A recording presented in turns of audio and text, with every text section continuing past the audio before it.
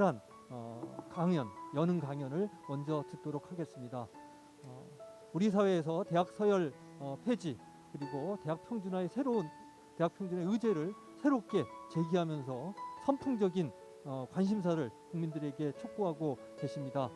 김누리 교수님 박수로 모시도록 하겠습니다.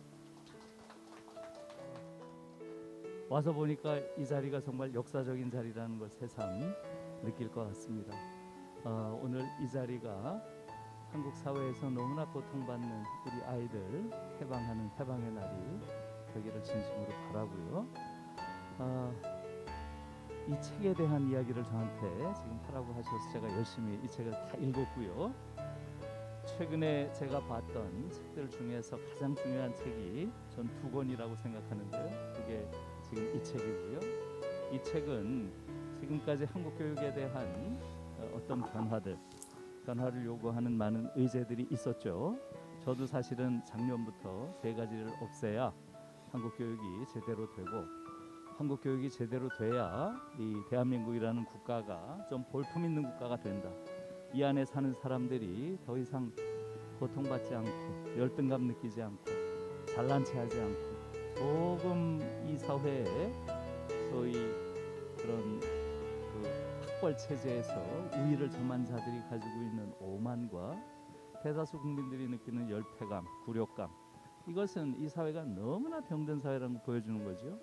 이런 걸 넘어서는 어떤 가능성, 그게 뭐가 있을까 하는 것을 지금 오늘 조금 전에 이 필름에서 잘 보여준 대로 대학 입시를 폐지해야 되고, 대학 서열을 폐지해야 되고, 대학 등록금 폐지해야 되고, 이 세 가지가 핵심 문제라고 저도 계속 사실은 오래전부터 주장을 해왔고 똑같은 지금 맥락에 있는데요. 이 책이 가지고 있는 놀라운 점은 뭐겠어요? 단순히 어떤 당위, 정당성을 이야기하는 게 아니고 로드맵을 그렸다는 거죠. 아주 구체적인, 현실적으로 얼마든지 가능한 것이고 그것을 우리가 이뤄낼 얼마든지 역량이 있다. 이것을 보여준 게 이 책의 가장 큰 의미라고 생각이 들고요. 그런 맥락에서 많은 분들에게 좀 권했으면 좋겠어요. 이 책을 한번 읽어보신 분들은 한국 교육에 대한 어떤 절망을 벗어날 그런 기회를 얻지 않을까 하는 생각이고요. 또 하나가 이 책이에요. 이 책은 아마 또 많은 분들이 읽었으리라고 생각하는데요. 마이클 샌델 교수, 정의란 무엇인가, 이 책으로 우리에겐 많이 알려져 있죠. 샌델 교수가 올 초에 한국에선 이 번역돼서 나왔는데요. 공정하다는 착각, 정말로 이 책도 대단한 책이죠. 사실은 이 두 개의 책이 내적으로 연결되어 있다. 완전히 연결되어 있는 책이에요. 이 책 두 개를 같이 읽는다면 교육혁명이라는 게 얼마나 중요한 의제인지를 확신을 갖게 될 거라고 저는 생각을 해요. 여러분, 샌델 교수의 이 책이 놀라운 것은 바로 그겁니다. 문제의식이 사실은 지금 우리 사회에 대해서 우리가 가지고 있는 문제의식과 거의 같아요. 미국 사회가 어쩌다가 이렇게 야만적인 사회가 됐을까? 우리가 지난 2, 3년 걸쳐서 트럼프와 코로나라고 하는 이러한 현상 속에서 미국 사회의 민낯을 너무나 적나라하게 봤죠. 이야, 저게 우리가 지금까지 선망했던 그 나라인가? 정말 놀랬죠. 미국 사회 70% 80%가 제3세계만도 못하고 미국 사회가 가지고 있는 민주주의의 수준이라고 하는 것이 정말로 야만 수준이라고 하는 것, 그리고 미국 사회를 작동시키는 논리라는 게 얼마나 끔찍한 착취의 논리인지, 이런 것들을 지난 2, 3년 동안 너무나 우리가 상세히 볼 수 있었죠. 사실은 그것은 우리만 놀란 게 아니라 미국인들 자신도 놀란 거죠. 샌델 교수가 결국은 이 책을 쓴 이유는 어떻게 미국 사회가 이 정도까지 야만적인 사회가 될 수 있을까를 분석한 겁니다. 그의 답은 뭔가요? 능력주의, 메리토크라시라고 이야기하는 이 능력주의라고 하는 게 미국 사회를 이 정도까지 야만 사회로 만들었구나 하는 것이죠. 여기서 사실은 다 좋은데 제목이 좀 안 좋아요. 제목이 공정하다는 착각. 이것은 사실은 샌델의 메시지를 좀 왜곡하고 있어요. 심지어 원래 제목은 The Tyranny of Merit입니다. 그러니까 능력의 폭정 이런 얘기죠. 약간 의역을 하자면 능력주의는 폭군이다 이런 얘기죠. 능력주의라는 게 한 사회의 공공선, 공동의 가치, 사회적 가치를 다 때려부시는 폭군이라는 거예요. 그게 이 책의 원래 제목입니다. 능력주의는 폭군이다. 정말 놀라운 말이죠. 이것은 우리에게는 너무도, 특히 우리 한국인들에게 너무도 충격적이고 너무도 시사하는 바가 큰 제목이에요. 왜냐하면 한국 사회는 아마도 전 세계에서 이렇게 강렬하게 능력주의가 지배한 사회는 없습니다. 진보 보수 나눌 것도 없어요. 좌우를 나눌 것도 없어요. 한국인들은 99%가 능력주의의 신봉자입니다. 그래요, 안 그래요?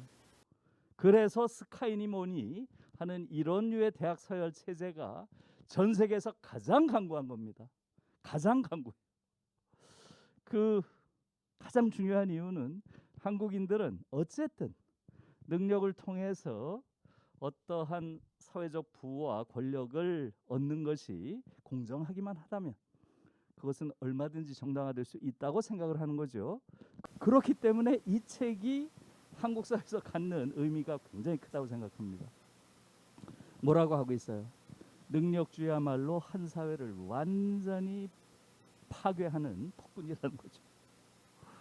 이 사회에서, 이 능력주의 사회에서 능력 잘 적응한 자들, 우리식으로 하면 말하자면 여기서 주로 능력주의라고 하는 것은 학력주의예요. 정확히 말하면 학력주의.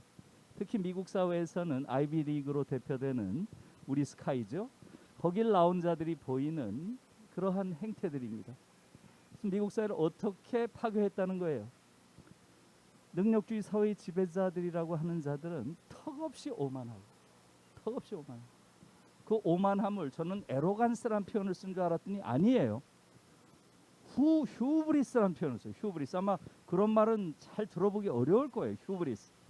저는 이제 독일 쪽 공부를 했으니까 독일어로 휴브리스라는 말은 비교적 쓰는 말이에요.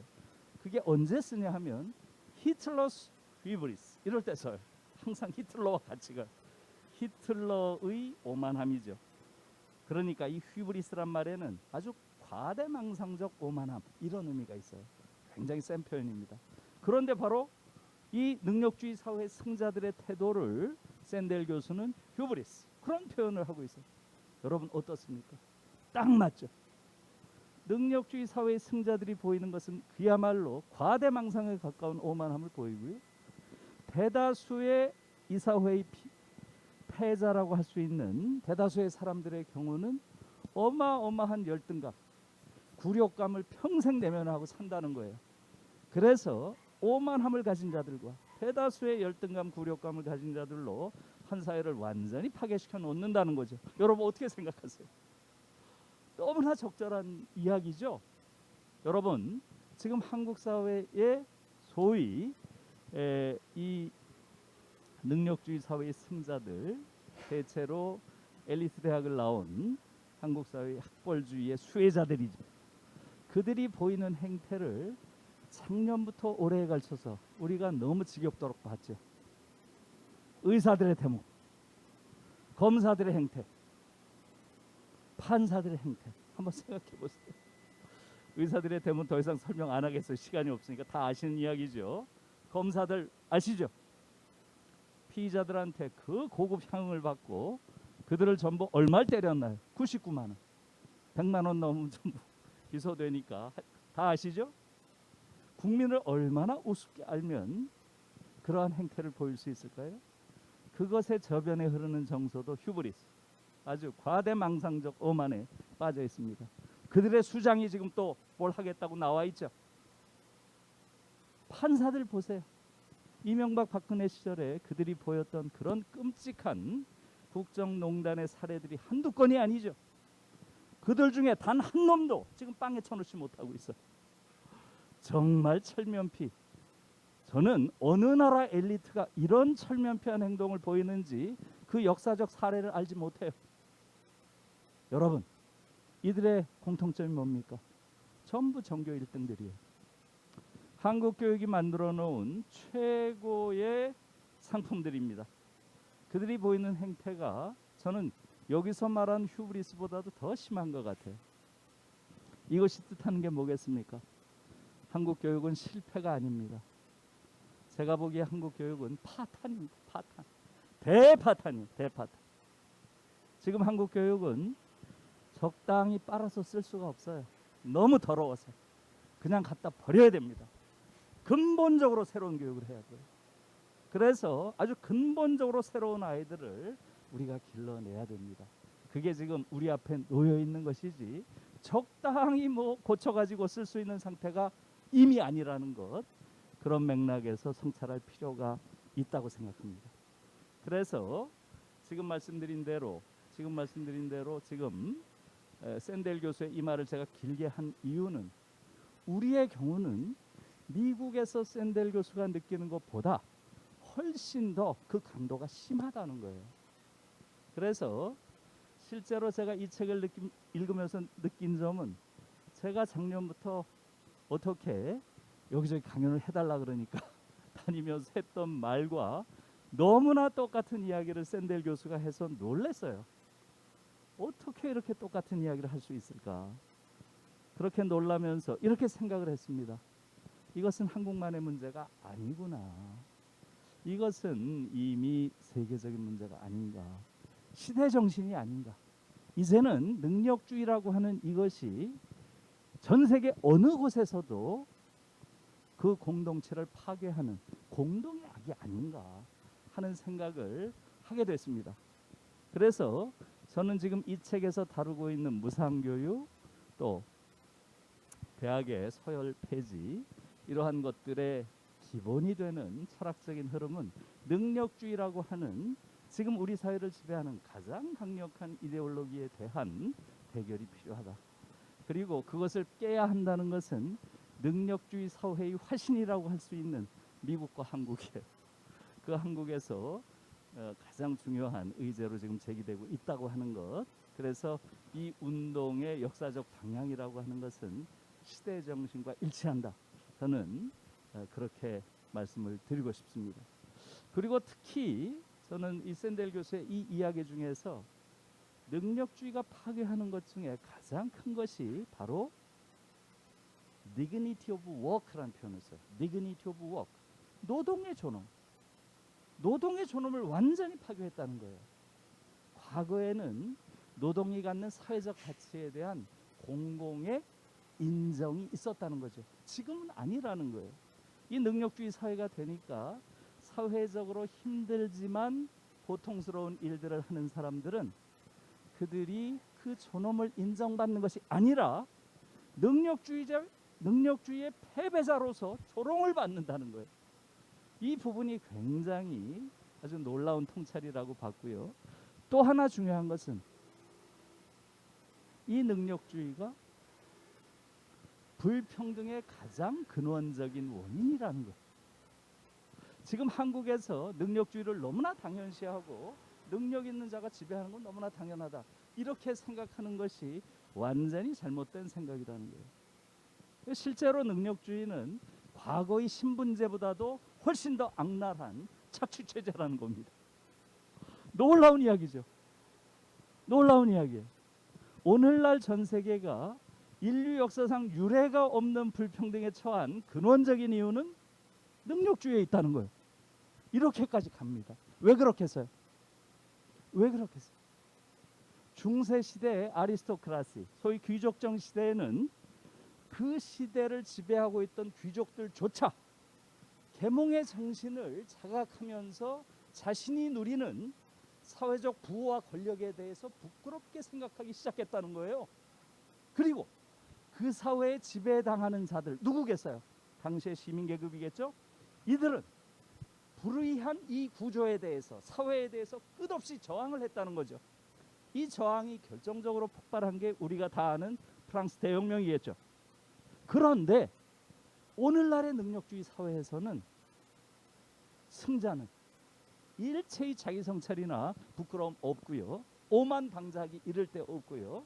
내가 하버드 나왔으니까, 내가 서울대 나왔으니까, 내가 이 정도 누리는 건 너무나 당연하지. 전부 그렇게 생각하는 휴브리스, 오만방자한 자들 이외에 없다는 것이고요. 문제는 패자입니다. 패자의 태도가 같지 않다는 거예요. 이게 너무 놀라운 일이에요. 패자가 저항하지 않는다는 거예요.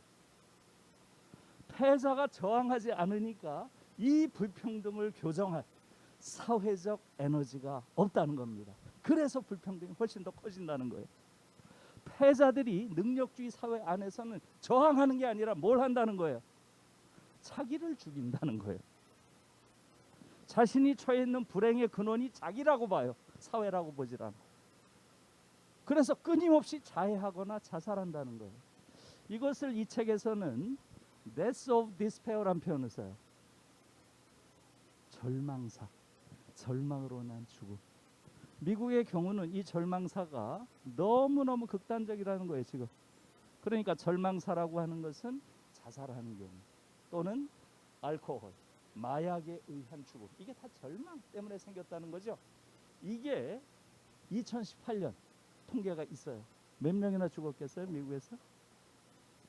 얼마나 죽었겠어요? 15만 8천 명 죽었어요. 15만 8천. 15,000명이 아니라 15만 8천 명이 죽었어요. 여러분 생각해 보세요. 한국은 지금 18년째 자살률 세계 1위인 거 아시죠? 2018년 한 해만 리투아니아라는 나라에 한 해만 우리가 1등을 뺏겼어요. 계속 1위입니다. 여러분 지금 샌델 교수의 이 말이 설명해 주는 것은 미국보다 한국이에요. 한국에서 왜 그렇게 수많은 사람들이 자살을 하는가? 왜 그렇겠어요? 거의 살 수 없는 수준으로 생존의 벼랑에 몰려 있는데 그 원인을 사회적 구조에서 찾는 것이 아니라 내가 능력주의 사회에서 내 개인적인 모자람 때문에 결국은 이 고통이 온다고 생각하는 거죠. 이게 바로 능력주의가 사실은 엄청난 불평등을 만들어내고 있다는 거죠. 그래서 아무튼 이 지금 능력주의 문제가 우리가 앞으로 추진하게 될 대학무상화나 평준화 이것을 다루는데 가장 중요한 철학적 기초가 된다고 봅니다. 그런데 한국 사회 보세요. 지금 한국 사회 보세요. 희망이 전혀 안 보입니다. 내년에 우리가 지금 대통령 선거를 하는데 대통령이 되겠다는 자들의 주장을 한번 들어보세요. 모두가 똑같은 얘기를 해요. 하나도 예외가 없습니다. 전부 다 공정이에요. 여러분 이 공정이란 이데올로기야말로 뭡니까? 공정이란 이데올로기야말로 지금 이 사회의 차별과 불평등을 정당화하는 가장 강력한 논리적 무기가 공정입니다. 당연히 공정이라고 하는 것은 불공정과 특혜를 공격하는데 유효한 수단이죠. 그러나 지금 한국 사회 보세요. 공정이란 이름으로 대체로 이게 학벌과 관련된 것들이지. 거기서 그들이 취득한 그러한 소위 공정한 경쟁을 통해서 성취한 것을 가지고 평생 차별과 불평등의 근거로 삼습니다. 그래서 지금 한국 사회의 문제라고 하는 게 과연 공정의 문제인가요? 모든 대선 후보가 공정을 이야기하는 것은 뭐예요? 이들은 하나의 거대한 기득권 정치 계급이라는 것을 뜻합니다. 이들은 이 사회를 근본적으로 변화시킬 의사가 없어요. 지금 불공정이라고 하는 그러한 반칙을 개선하면, 치유하면 한국 사회가 좋은 사회 되나요? 저는 이렇게 쉽게 이야기합니다. 지금 한국 사회는 불공정한 불평등 사회예요. 이 불평등의 정도는 세계 최고입니다. 지금 나오는 모든 지표들 보세요. 과거에는 불평등하면 멕시코 아니면 미국을 떠올렸죠. 지금은 아니에요. 모든 지표를 보세요. 한국이 가장 심합니다. 그런데 이 문제를 해결하겠다는 자는 단 한 명도 없어요. 정말 놀라운 겁니다.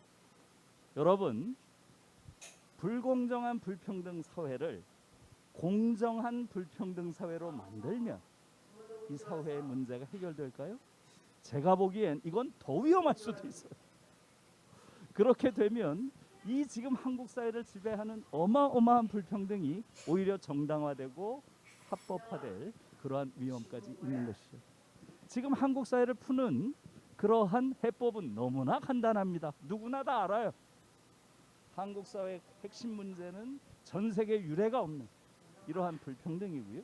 이것을 푸는 방법도 너무나 쉽습니다. 뭐예요? 증세죠. 증세. 증세 안 하고 이 문제를 어떻게 풀어요?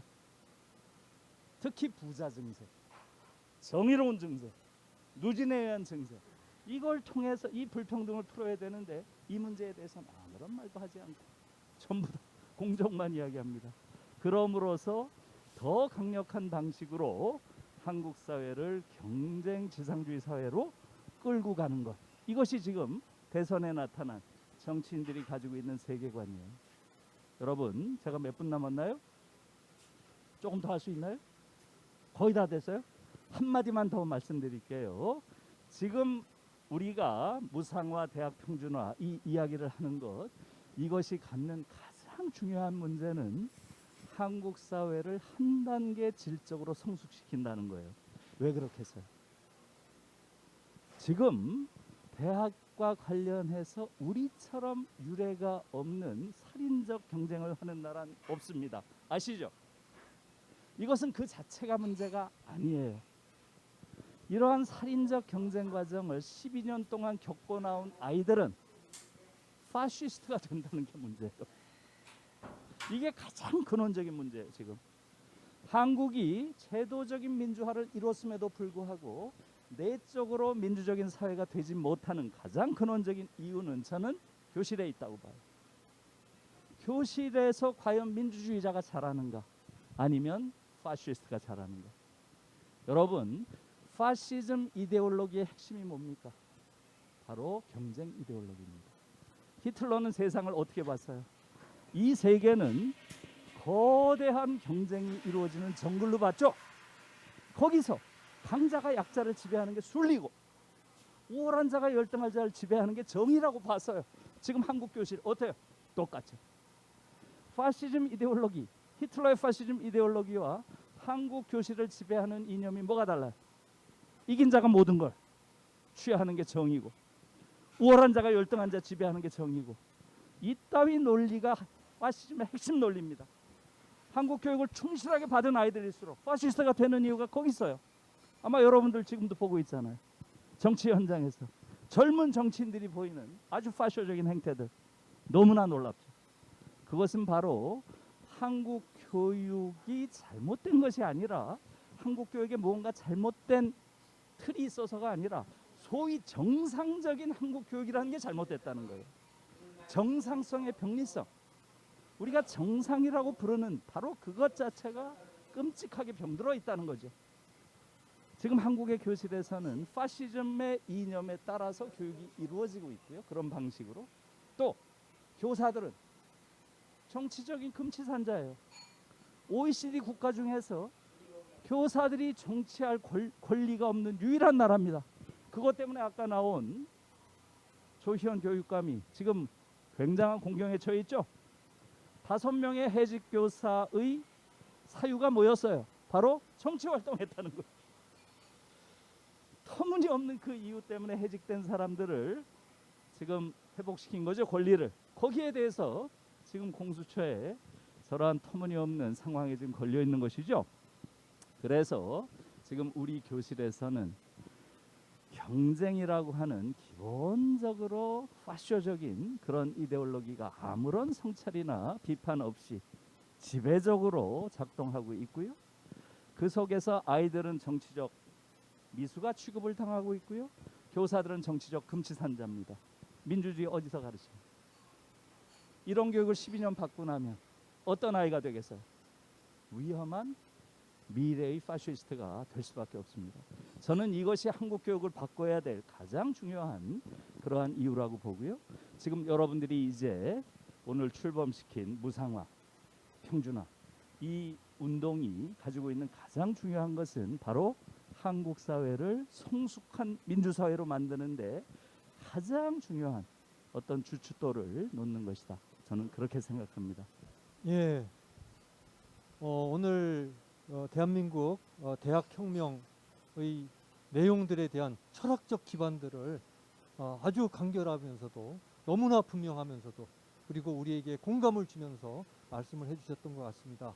능력주의의 폭정을 넘어서 그리고 경쟁 이데올로기를 넘어서 새로운 협력과 그리고 민주주의 그런 사회를 만드는데 대학 서열 체제, 타파, 대학 무상화와 대학 공공성 강화가 그 첫걸음이고 핵심이다라는 취지의 말씀을 해주셨습니다.